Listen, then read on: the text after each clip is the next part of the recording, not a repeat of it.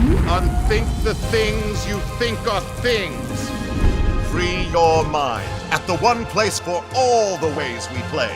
Stadia! In 2019, a new challenger approached the well-established heavyweights of gaming hardware, one with enough money and a crazy enough vision to change the way we look at games forever. A challenger capable of really unthinking things. Wait, what does that even mean? Stadia was set to be the cloud gaming service of the future, promising instant 4K 60 frames per second gameplay entirely streamed through the screen of your choice without needing an expensive oversized Wi-Fi router or fridge freezer cluttering your living room. On paper, it was the promised land, a utopia of instantaneous gaming wherever, whenever, and however you want. No discs or downloads, no more waiting, no minimum specs performance anxiety, no more checking frame-rated diagnostics like an intern at Digital Foundry, and seemingly no practical limits either. Play at home on a TV, pick it up on your phone during the commute, boot it up on the work computer if you're feeling brave. Just tell the boss you're playing soul-destroying middle management simulator for training purposes, they'll understand. Throw in hyper-realistic VR and a self-refilling Mountain Dew cup, and this was the ultimate future of gaming players had dreamt of for decades. And yet, this video game revolution lasted just a few years before it was officially put down on the 18th of January 2023. So how could anyone manage to fumble such a promising premise? One word: Google. No, we're not suggesting you Google what happened to Stadia, that's what we're here for. Although if the Stadia team had Googled how do I successfully force my way into the extremely competitive video game industry, they'd have probably had a bit more luck. After all, two of the biggest players today were once just plucky upstarts themselves. All you need is several metric flip tons of money, something Google definitely had, and a rock-solid business strategy, something Google thought they had. Even a monolithic tech conglomerate isn't guaranteed success, and apparently there's one thing billions of search engine bucks can't buy you: good old-fashioned common sense. Let's find out exactly how Google Stadia managed to unthink everything, shall we?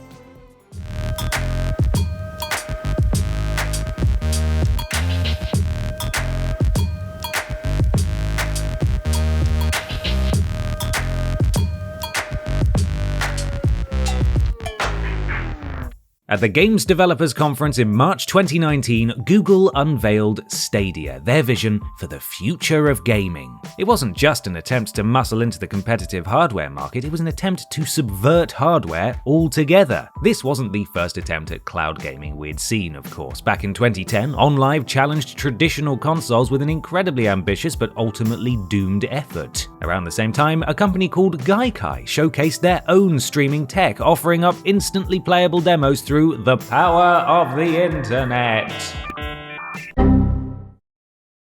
Both companies were later bought by Sony and absorbed into their PlayStation Now service, with Xbox following close behind with Project xCloud and Nvidia establishing GeForce Now. These were all cautiously dipped toes into the stream, but if anyone could plunge right in and commit to the future, surely it'd be the tech giant that literally defined how we use the internet, right? In 2018, Google partnered with Ubisoft to test their new cloud service dubbed Project Stream, heavily rumored to be a precursor to something big. The following year at GDC, their self-professed worst-kept secret in the industry was officially revealed, a fully-fledged cloud gaming service ready to wow onlookers. Phil Harrison, the former Sony and Microsoft executive who somehow keeps failing upwards, was appointed as product manager for Stadia, and during the show presented a wild scenario. Watching a YouTube video on Assassin's Creed Odyssey, you see a Play on Stadia link. Click it, and seconds later, you're in control, cruising around the Aegean Sea, wading through map markers and climbing on giant stone Wilsons. The core concept was mind-blowing enough, but the tech specs weren't too shabby either. Google's custom GPUs and worldwide network of data centers meant they could stream the latest games in 4K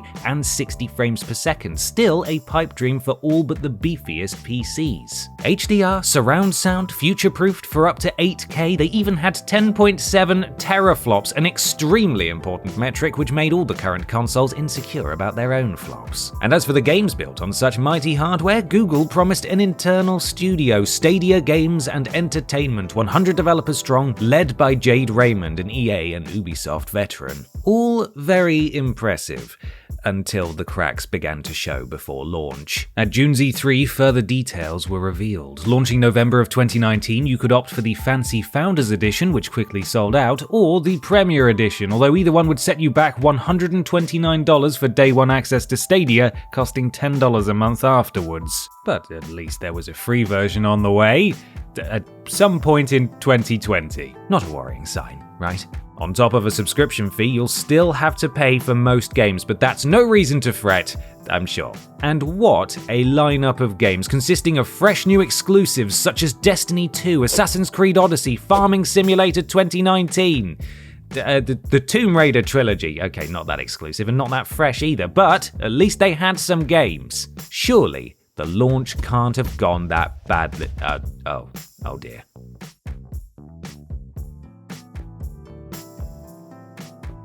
On November the 19th, 2019, Stadia landed, in desperate need of a dentist because, oh boy, were there some teething problems. Key features promised before launch like 4K PC support, achievements, family sharing, and their Buddy Pass referral incentive were all missing. Wireless controller support was only available for TVs through Chromecast. PC, Mac, and mobile users had to be cabled up to even use their new toy. Only 22 titles were available from day one. This doesn't sound so bad when compared to other console launches, but 10 of those were only announced 2 days before opening night, hastily pulled forward last minute, and all were third-party titles that already existed elsewhere, except for Stadia's only true exclusive, indie survival horror title, Guilt. On the big day itself, many Founders Edition codes weren't sent out on time, so the early adopters got it late, with many missing their shot at claiming unique usernames that were first come, first serve. Founders couldn't even sign up a friend with their Buddy Pass either. That feature hadn't been implemented yet, remember? Sorry, Billy, big internet company Google couldn't work out how to add invites to their permanently online platform, so you'll have to play Destiny with filthy randoms. All this is especially egregious when you consider the minimum cost of entry with compatible controller and Chromecast was $129, a huge barrier for a platform promising to remove such barriers. Speaking of limitations, Stadia launched in just 14 countries, just a tad less than the 200 countries and territories Google CEO Sundar Pichai boasted about back at the GDC reveal. But worst of all were reports of latency and performance issues. You know, the one core USP of Stadia, the seamless streaming experience. Many disgruntled users reported horrendous input lag, which sometimes wouldn't even stay consistent, destroying any hope of even adjusting to the lag.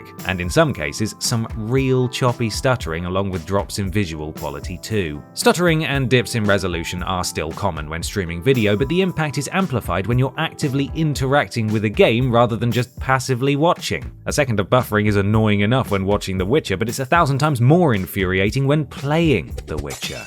When your flagship title is Destiny 2, a game with pitch-perfect gunplay that lives and dies on its airtight responsiveness, feeling any kind of delay is unacceptable, as is having any form of online lag in a single-player experience like Assassin's Creed Odyssey. A troubled launch can be enough to stop a promising console dead in its tracks before it's even begun, but the problems didn't end there. Just 1 month in, Stadia Pro subscribers saw their library of included games double. That's a whopping total of 4 games before you get carried away, with Farming Simulator 19 and Tomb Raider Definitive Edition added to the pile. This only shone a spotlight on Stadia's insane pricing structure, requiring you to pay once for controllers and other hardware, then pay again for a subscription, and pay once more for each game. Naturally, anyone who initially paid for these 2 titles were understandably miffed that it took just 1 month for it to become basically free for anyone who subscribed. Google offered preemptive refunds, but this lack of foresight was just a preview of the baffling business model that would plague the system's lifespan, and the pitiful number of games included in the subscription points to one of the worst sins you can commit as a video game console, or non-console in this case. We have a feeling lack of games will be a recurring theme on what went wrong. Having a good variety of high-quality games seems like the biggest, no-brainer way of building a successful video game platform, but the phrase easier said than done is a massive understatement here. Even mainstream consoles with critically acclaimed titles have fizzled out way before their time thanks to stronger competition, a lack of variety, or plain bad luck. Sometimes life is cruel. Sometimes people just don't appreciate the unlimited possibilities of having a three-pronged controller perfectly future-proofed for the impending apocalypse when nuclear fallout makes us grow a third hand, and then you'll finally understand why Turok's controls were ahead of its time, you ignorant But sometimes, a platform's lack of games is a problem entirely of their own making. Stadia launched with 22 titles. Yes, a traditional console would kill for that many day one games, but this wasn't a traditional console. All but one of these games already existed elsewhere, and some were years old, the oldest being 2013's Tomb Raider reboot and the sequel in 2015. Just one game could be classed as a true exclusive, Guilt, an indie horror title that took a commendable swing at complex themes but failed to impress critics. The Destiny 2 collection was the heavily marketed poster child but was never an exclusive, timed or otherwise, just a neatly packaged set of DLC also available on other platforms. By our count, a grand total of 16 exclusives were released during the 3 years of Stadia's existence, and this generous number includes timed exclusives. Since most of these were barely promoted, we may have missed a name or two, but that speaks volumes about Google's general disregard for the Stadia. Such names included Hello Engineer, Pac-Man Mega Tunnel Battle, Pixel Junk Raiders, Gunsport, Lost Worlds, Crater, Orcs Must Die 3, and Super Bomberman are online. Many of these exclusives have a lot of merit, and we would never dismiss the value of smaller titles, but none of these names carry that blockbuster, must-play, must-subscribe hype. There are no big system sellers, no pulling power, no reason to boldly declare Stadia as your platform of choice, renouncing all other systems. Exclusives aren't the only factor considered in people's purchasing decisions for a new console, but they are rather bloody important. Then again, Stadia's approach wasn't the same as other historical challenges of the gaming status quo, like the Sega Mega Drive, the PlayStation, or the original Xbox. It instead presented itself as an equivalent to Steam, a distribution platform with a variety of titles focusing not on exclusives, but on flexibility and convenience of playing established hits. Unfortunately, Stadia never got close to the staggering scale of Steam. In total, Stadia clocked up just 278 games in 3 years. Let's compare that figure with the previous generation of consoles. Xbox One totted up 2,990 titles at the time of writing. The PS4 has racked up 3,282 and counting. The Nintendo Switch has a whopping 4,478 games, and we haven't bothered counting Steam games because let's assume it's about 1.7 billion and call it a day. Stadia couldn't even top the N64 in its humble headcount of 388. Once again, a strong sense of irony in the limited number of games on a platform aiming to remove all limits in gaming. But this isn't a fair comparison, you might say. It's a subscription model. Firstly, is it? Is it really? It offered a free tier called Stadia Base before dropping that branding, but the Pro tier, once costing $10 a month, only drip-fed a few freebie titles a month, comparable to Xbox's Games with Gold or the old PlayStation Plus Essential model. Secondly, compare it to Xbox Game Pass. Running since 2017 and arguably the most successful gaming subscription model of its kind, Game Pass has had 477 titles available just on consoles as of July 2022. At just over half the lifespan of Game Pass, Stadia's total output matches a bit closer, but remember, Stadia Pro didn't give you unlimited access to every single game with that subscription, only a select few. Stadia tried to be both a Game Pass-style subscription model and a Steam-like online store with individually priced games, and unfortunately, it failed to be either. When you not only lack games, but the ones that are available require some users to pay twice, once for subscription and again for retail price, it's not a good look.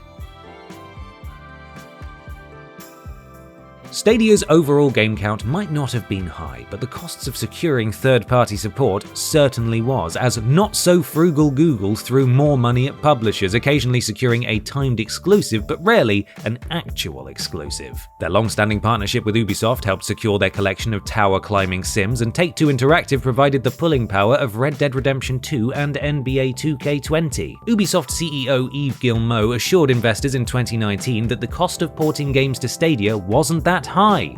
Probably because Ubisoft wasn't footing the bill. Google was. Bloomberg's Jason Schreier discovered in 2021 that Google paid Ubisoft a staggering $20 million to port Assassin's Creed and The Division, and Take-Two were also raking in millions for their properties. It's still pocket change for Google, but if they spent this much on third-party properties, they must have valued their first-party studios even higher, right? No.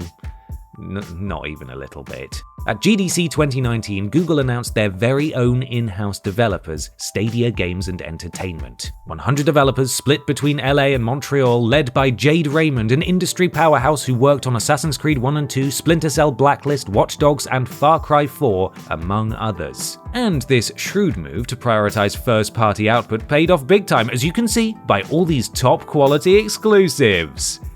Oh, strange, where'd they all go? Well, approximately 1 year and 3 months after Stadia exploded onto the scene, Google announced the closure of these studios, affecting 150 employees, including Raymond, effectively ending the dream before it could even begin. Another casualty was Typhoon Studios, who were working on their debut title, Journey to the Savage Planet, when Google snapped them up in December 2019. Only to spit them out into the Google graveyard along with Stadia Games and Entertainment. At least their whimsical space adventure actually released on old-school plastic consoles as well as cloud ones. Reports later emerged that game development never had the full support of Google, to the surprise of absolutely nobody, summed up by a company-wide email from Chief Googler Phil Harrison praising the great progress from their internal studios literally 1 week before shutting it all down. Rather duplicitous behavior, given he knew the fate of those studios when he penned the email. Lord knows what ridiculous expectations Google held, but anyone who's developed a game since 1983 can tell you they almost always take longer than a year to make. This was a huge blow to their legitimacy, further proof of Google prioritizing tech over games. Stadia's official strategy then shifted focus towards third-party titles, along with a push for indie games through the Makers program to desperately plug the rapidly leaking player base. It's not like porting third-party games was always easy either. Google seemingly just didn't want to do the hard work themselves. We don't have many details on how easy or difficult developing a cloud-optimized port was, but we're sure it was more complicated than simply streaming the output from a high-spec PC, and those unexpected complications could explain the lackluster lineup.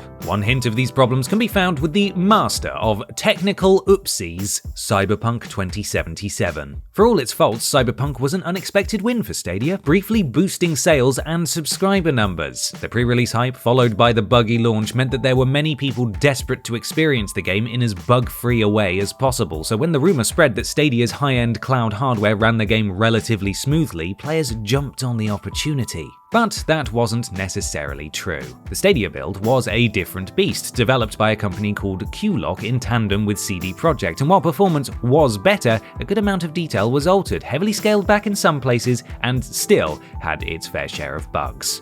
So, how about a halftime recap? From the beginning, Stadia didn't have enough games, and most launch titles were old anyway. It had barely any true exclusives throughout its lifespan. Its first-party studio was axed after just a year. Google spent way too much on third-party prestige signings, followed by a half-hearted drive for indies, and their confused business model tried to be both Game Pass and Steam, ultimately failing at both. It's almost as if Google didn't care about backing Stadia at all, but that's crazy, because Google has literally all the money in the world to support whatever it wants.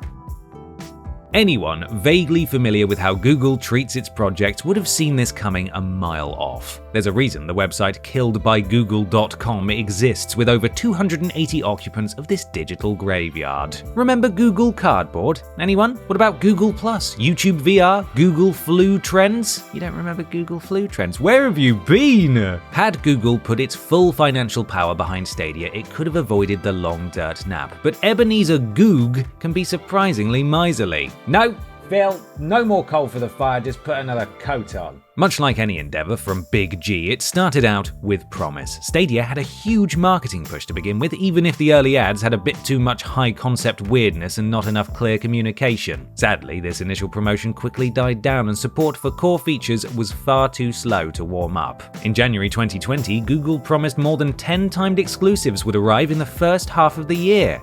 They only delivered 4 before July. Now, in fairness, 2020 saw plenty of release dates pushed back thanks to certain events that caused global disruption.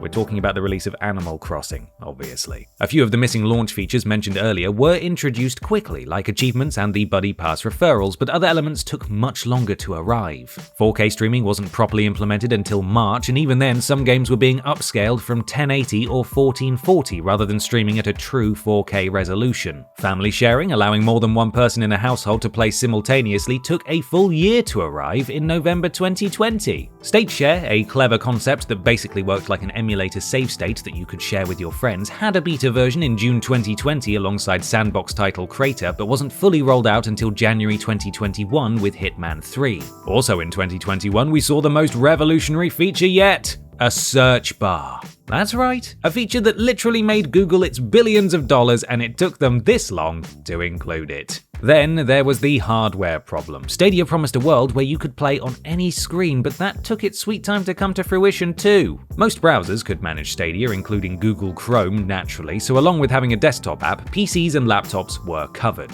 Amusingly, the Xbox console browser did eventually support Stadia, and for more weirdest devices that ran Stadia, see also cars, treadmills, refrigerators, cash registers, and the Nintendo 3DS XL. As for phones, only select Google Pixel models were supported at launch, with further Android support slowly being drip-fed over time. It wasn't until December 2020 that Apple users could finally join the party, and even then, only through the Safari browser. TVs had similarly awkward stipulations. At launch, there was no native integration on smart TVs, only through a strictly Stadia-specific Chromecast Ultra. People with existing Chromecasts couldn't even get involved. It had to be this very special one, alright? Then, the new Chromecast with Google TV launched in September 2020, but this didn't even support Stadia. It took almost a full year before it was finally added in June 2021, along with support for other TVs and Android TV devices. Smart TVs didn't get native Stadia apps until 18 months in, and that was woefully piecemeal too. If you got a bit lost amongst the details just now, you're not the only one. It was a mess, and the confusion around exactly what devices and screens can support Stadia, combined with the staggered rollout of compatibility for said devices, showed just how few flips were given by Google. Not to be outdone, a few other controversies were thrown in to give this hot mess a bit of extra spice, most notably the streamers should pay companies to stream their games debacle. Surprisingly, this hot take wasn't from an out-of-touch executive, but a senior game designer, Stadia Montreal's creative director Alex Hutchinson, leading to Google spokespeople publicly distancing themselves from the comments in much the same way Google distanced itself from Stadia as time went on. Other hits include blaming publishers for slow announcements and sabotaging Terraria's Stadia port by locking the co-creator Andrew Spinks out of his own Google account. While Stadia hammered the self-destruct button at every conceivable turn, maybe it was the very concept of cloud gaming that was doomed to fail from the start. In theory, everyone would have picked up what Stadia was putting down. Instant access to your favorite games without hardware barriers or downloads whenever and wherever you wanted. But the biggest question about Stadia's viability came down to one thing: internet speed. Google was catering to an idealistic utopia where everyone had lightning-quick broadband and 100% reliable connections, but that still isn't a reality for many people, even in the few core Western markets Stadia focused on. Average internet speeds have come a long way in the last few years, perhaps accelerated by multiple lockdowns and the necessity of working from home, but in 2020, the first full launch year of Stadia, numbers were much lower in countries with Stadia access. Median download speeds in the US were 54 megabits per second, the UK was only 28 megabits, Canada was 23. Most of Europe was sub 50, apart from those lucky Scandinavians and the Dutch. Yes, this all technically should work under Google's optimistic minimum requirements of 10 megabits, but you needed a solid unbreaking 20 megabits for full 1080p HD. In a Eurogamer and Broadband Genie survey in 2019, they found almost a quarter of 3,000 respondents couldn't meet the minimum requirement for that 1080p. And that's just a small sample size. Given how massive gaming has become, to truly crack the big time, you have to consider everyone, not just those in areas with high-speed infrastructure. And it's not just raw download and upload speeds, reliability of your connection is vital. And let's not forget about data caps either, which is still a reality for some. Stadia's biggest promise was that their service would be consistent enough to replace traditional hardware, but it wasn't their promise to make. We already saw how poorly Stadia ran at launch, even with a mighty 1 gigabit download speed. Google's natural habitat may be online, but outside of the US they are not internet service providers. They're still reliant on millions of unique circumstances, each one at the mercy of their respective internet gods to keep things quick and reliable enough to do their dailies on Destiny. Even 3 years on, with better infrastructure and faster speeds, competitors are wary of committing wholesale to streaming. Xbox, PlayStation, and Nvidia's GeForce Now all offer great cloud services, but they understand the importance of streaming as one option of a greater whole because streaming still isn't ready to stand on its own feet. And we don't think the wider audiences are ready either, not just because of internet speeds, but because of a skeptical attitude to online storefronts. The fragile nature of digital ownership is still a contested issue for many dedicated gamers, even after years of Steam, Game Pass, and the like. Case in point, Nintendo's storefront closures for the 3DS and Wii U. Players may demand innovation in the games themselves, but when it comes to platforms, we're still a fickle bunch, terrified of change. Between ongoing console allegiances and huge outcries against new PC launches, new things take time to sit and percolate before we're ready to drink a new dose of digital Kool-Aid. Steam has earned its trust from PC owners after years of reliability and more than a few wild Steam sales, and only now are digital-only consoles more widely accepted. But Stadia proposed even less tangible ownership, where you didn't even have the box your game's code lived in because it all existed on the cloud. That's a level of abstract ownership that only ape-obsessed NFT bros would jump on without at least some level of doubt. Because this wasn't just a subscription-based model, you also paid for each game in many cases. Never before had we felt less in control of what we supposedly owned, and when Stadia collapsed, anyone who didn't trust digital ownership was proven right. Call us nostalgia-obsessed OAPs if you want, but it's actually quite nice to point to a shelf of physical games and know without any doubt you own these. No outside force can take these experiences away unless you get burgled by Google Goons. Incidentally, Google Goons will soon be added to the graveyard as well. This is your collection. Online support may fade, servers may die, but you'll always have the option to dust off an old console, eagerly pick out your favorite classic, and gaze on with reverence as you hear that familiar boot-up sound. That sentiment holds true for modern hardware too. Seeing a dedicated machine, whether it's a console, PC, handheld, or any combination of the above, sitting pride of place by your TV or monitor, ready to go, even if your internet drops out, there's still something magical about having all reliable. Right? Or maybe that's just us. We did have to knock through a couple of walls and a ceiling to make room for our PS5, so it's little wonder we've turned it into a shrine. Look at it, it's nice. In their haste to crack the video game market, Google missed some of the magic that makes gaming so special. In fact, they missed the mark on pretty much everything, right up until the very end. The entire Stadia timeline was underpinned by poor management and ill-informed decisions right up to its final curtain call. Warning signs were there from the start of 2022, with reports of Google deprioritizing Stadia, relabeling their technology first to Google Stream, then to Immersive Stream for Games, and attempting to flog it to business partners as a white label service for them to license and rebrand as they see fit. Their streaming tech was offered to actual video game companies who make actual video games, such as Bungie and Capcom. With that shift in business strategy came major shakeups to Stadia leadership, notably Phil Harrison, former head of Stadia operations, now reporting to Google's head of subscriptions. Stadia were hemorrhaging staff almost as quickly as players. Then, the inevitable happened. On the 29th of September 2022, Google announced Stadia would be shutting down. The streaming dream would officially end on the 18th of January 2023. While it was sad news for the handful of die-hard supporters who remained, nobody could say it was a shock.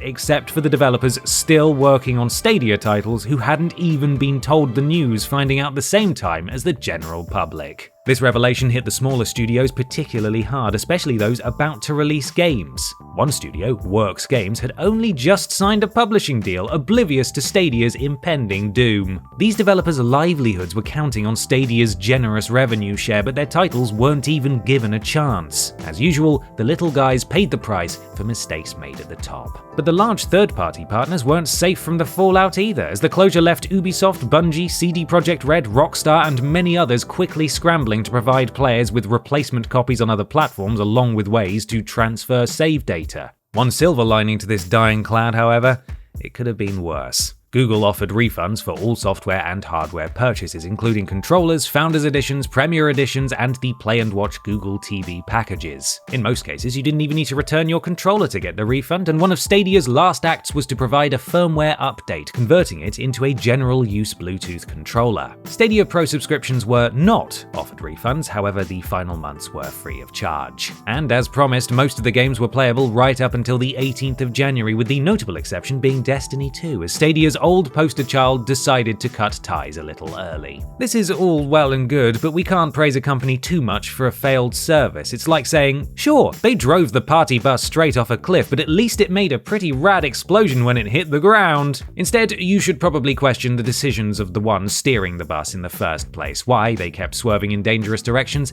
and how much longer we can drive this metaphor before it crashes. Phil Harrison's track record wasn't exactly sparkling before this latest misadventure, and we're sure he'll be hastily scribbling out the word Stadia in his CV before he pops along to the Gaming Executive Job Center. But it's hard to tell just how much was on him and his team at Stadia, and how much was simply Google being Google. They could afford to pay tens of millions of dollars for a few third-party licenses. They could afford to offer developers fantastic revenue splits. They could even afford to absorb a significant cost in refunds to avoid further backlash. Apparently, the one thing they couldn't afford to do, however, was simply wait. Be patient, stay the path, and slowly build a reliable service. Outside factors must also be considered. It's true that their first full year coincided with a virus nobody could predict, and one many are still recovering from. After all, in a global pandemic that kept everyone indoors, driving demand for online entertainment like never before, combined with a hardware shortage making graphics cards and next-gen consoles impossible to attain, leaving the market open for alternatives, what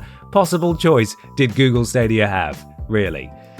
We're being flippant, obviously, but there is some truth in how Stadia missed an open goal. They had a golden idea, but the execution was mismanaged on every front, whether it was the expensive multi-step pricing structure, overspending on third-party titles, undervaluing first-party studios, or constant miscommunication with developers. Google was so focused on bringing the future of gaming, they seemingly forgot about the present, and in doing so, forever condemned Stadia to the past. Poor Google Stadia. With so many issues, it probably would have been easier to ask what went right. The launch was a mess of missing features, inconsistent performance, and questionable decision-making. It lacked games, both in terms of quantity and quality, with no must-have exclusives to tempt players. Their strategy went all in on streaming when rivals understood that players needed more. The pricing structure demanded several layers of payment, as Stadia couldn't decide between a subscription model and an online storefront. They overvalued third-party games and undervalued their own first-party studios, underpinned by bad communication from poor leadership. And perhaps the most damning indictment, they couldn't even deliver on their USP of game streaming, as both Google's technology and the infrastructure for the wider public simply wasn't good enough to support streaming video games. And it's a real shame. In 2019, their cloud technology looked genuinely impressive, and for a second, we almost believed a gaming revolution was just around the corner. But Stadia simply couldn't hold up to scrutiny when released into the wider world. There's no doubt that streaming presents an incredibly exciting future for gaming. Spotting this trend and bravely forging a path ahead was a very Google move. Sadly, so was axing Stadia before it had the chance to grow. Google once promised the next generation is not in a box, and that may be true, but Stadia certainly is.